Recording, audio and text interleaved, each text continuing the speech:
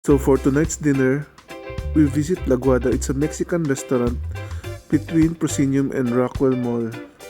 So sa gilid-gilid lang siya. First order, beef burrito. Hindi ganun karami yung karne niya. Nasa 580 pesos tong burrito.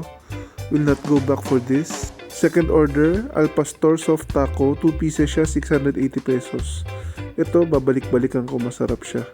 So kung babalik man ako dito, ang ordering ko itong Al Pastor soft taco at yung birria barbacoa. So 2 pieces siya. So kung dalawa kayo kakain, tig-isa na lang kayo. Okay naman siya, well seasoned at malambot naman yung karne.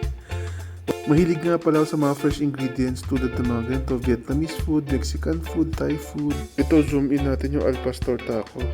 Mahilig talaga ako sa cilantro. It's either you love it or you hate it. Sa totoo lang, gusto ko mas marami pa nga.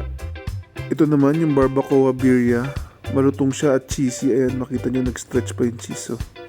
Gustong-gusto ng anak ko yung birria. Pagkakain kayo ng birria, siguraduhin yung dine-in kasi pag take-out, wala, lalambot na yung crust. Ang masarap dito is yung crust niya malutong. Parang yung mga spring roll, ganyan. Pagka hindi bagong luto, parang hindi na siya masarap. So, ito naman yung nachos with cheese dip na nasa skillet. 400 pesos siya. Medyo pricey pero mahal na talaga ng cheese ngayon eh. Pag luluto kayo sa bahay, mahal din naman.